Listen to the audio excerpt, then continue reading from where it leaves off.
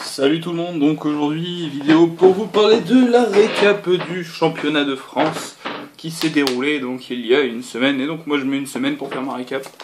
Et ouais, en plus ça j'ai pas grand chose à vous dire, mais bon. Et vous vous demandez sans doute pourquoi est-ce qu'il y a des Dracosacs qui se baladent là, avec le Dracosac là-bas. C'est... je vous expliquerai plus tard.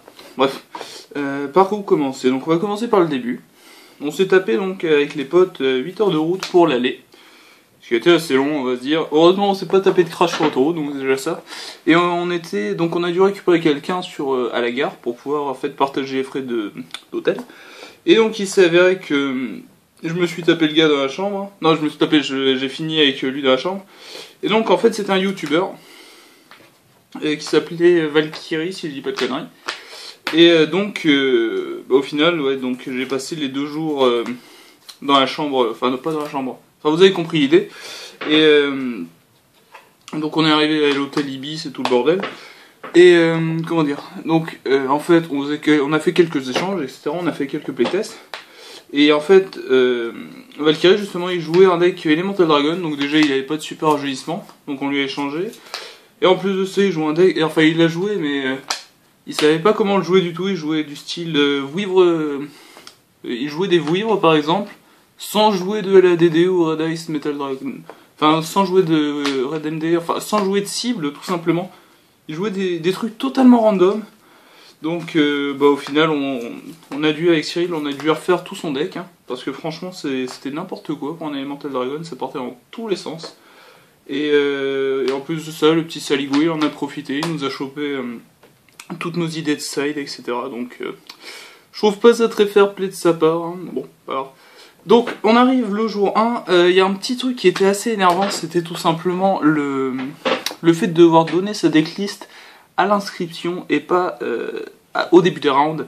Ce qui en fait, je me suis ramené, moi j'ai eu un problème, c'est que j'avais qu'un seul Dracosac, et je voulais en récupérer un parce que j'en ai reçu les 3 qu'il me fallait, je les ai reçus plus tard.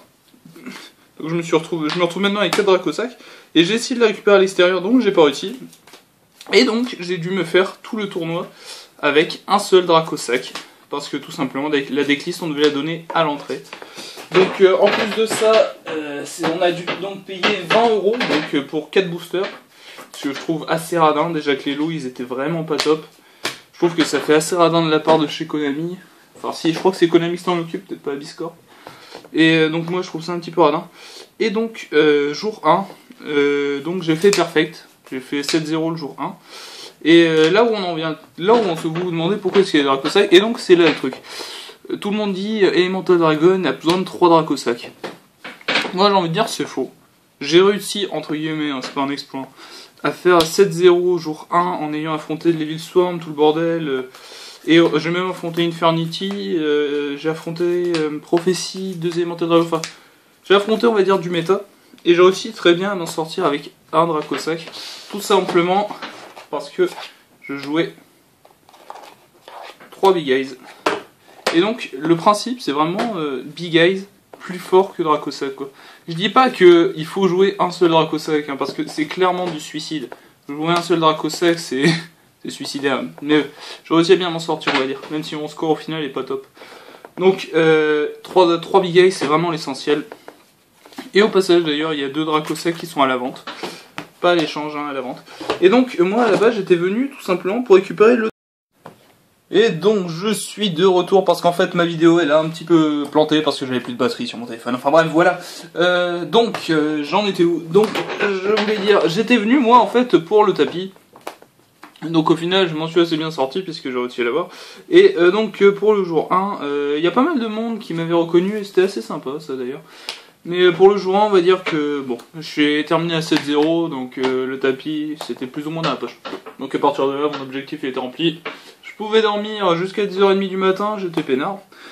Et donc, le jour 1, ouais, il y a pas mal de monde qui m'a reconnu. Donc il y a un mec, il m'a totalement blasé, quoi, le mec, il va récupérer ses 4 boosters pour l'inscription, il ouvre un Dracosac, il le revend, il va s'acheter 4 boosters, il rechoppe un autre Dracosac. Alors ça te mettait tellement la blasse, quoi. Et donc sinon à part ça, donc le jour 2, non le jour 1, il y avait quelque chose aussi, j'avais été assez content, c'était je crois le 6ème round, donc 5ème round j'ai dû affronter One X Kara. Et en fait, on se connaissait tous les deux, on n'arrivait pas, on se reconnaissait pas. Et c'est qu'en fait, à la fin du match, où il m'a dit qu'il se rappelait, qu'il avait déjà vu mon tapis, donc il s'est rappelé de moi. Et moi, je me suis rappelé de lui. Donc ça a vite fait faire tic-tac. Il jouait donc Karakuri, donc il s'en est assez bien sorti. Au final, on s'est bien marré, c'était assez plaisant. Donc, juste après, j'avais donc affronté Alain Lee. Et franchement, un super match, pareil, hyper tendu, mais bon. Donc j'ai réussi à gagner, pas miraculeusement, mais on va dire que j'ai réussi à peu près à gérer. Donc jour 2, j'ai affronté donc, si je dis pas de conneries, Prophétie, Evil Swarm et Elemental Dragon, hein, tout simplement. Donc j'ai terminé la journée à 9 victoires et 1 draw. La dernière, donc la 10e round, c'était un draw. Donc j'ai fait égalité sur la 10e round. Et donc j'ai terminé donc premier des rounds. Donc bon, ça c'était sympa.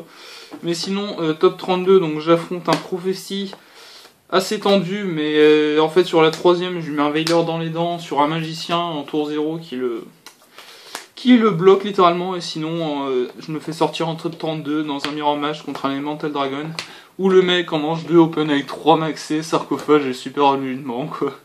J'étais d'accord, tant pis. Et donc j'ai perdu comme ça en top 32, donc j'ai pas fait une perf terrible. Hein. J'ai fait donc 17ème je pense, vu que j'avais le plus de points parmi tous les top 32. Donc ouais, j'ai dû finir 17ème. Mais bon, c'est pas terrible comme place. Et donc j'ai fait pas énormément d'échanges. Donc vous avez compris, Dracosac c'est très fort. A1 ça peut jouer, 2 c'est optimal, 3 c'est pour les riches, 4 c'est pour les no-brain, hein, tout simplement. Et il y en a 2 qui sont à la vente. Et donc, j'ai pas fait énormément d'échanges ventes, hein, j'ai juste récupéré 2-3 trucs. Donc, 3 Thunderbird, 2 Zophion, donc tout est à échange hein, pour ceux-là.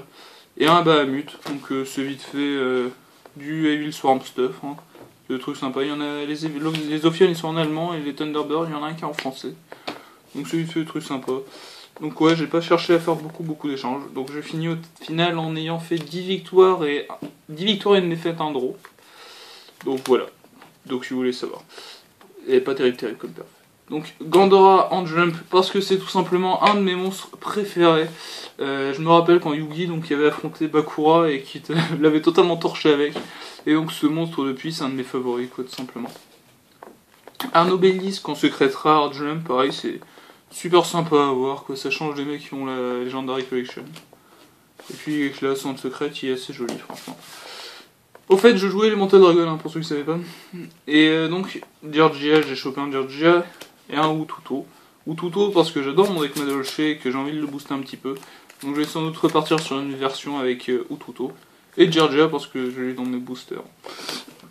Après, un Rayo en Ultimate. Comme ça me fait la triplette. Et donc j'avais récupéré un visage nécro en secrète, ce qui fait ma triplette de visage nécro en secrète, qui est d'ailleurs un de mes monstres préférés aussi. Hein. C'est vraiment... J'ai beaucoup d'attachement sur cette carte, c'est vraiment un gros kiff cette carte.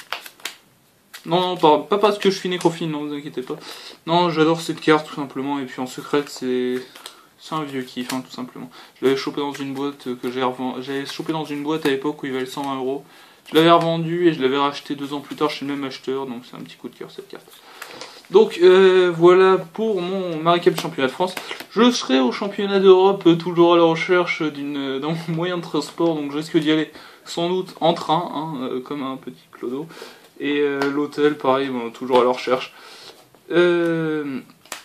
Donc si jamais vous voulez me voir, je serai au championnat d'Europe, en espérant que vous soyez aussi. Sur ce, je vous dis ciao tout le monde et à la prochaine pour une prochaine vidéo qui sera sans doute la vidéo d'ouverture de ma 2e boîte Lord of Tachyon Galaxy qui devrait beaucoup vous plaire avec une réaction assez épique. Mais pour ça, il faut que vous aimiez la vidéo de la première boîte. Et oui, je suis fourbe. Donc n'oubliez pas, il y a 2 Dracosac à la vente et voilà quoi. Et le tapis, je le garde bien évidemment parce que c'est génial. Sur ce, je vous dis ciao tout le monde et à la prochaine pour une prochaine vidéo. Peace out.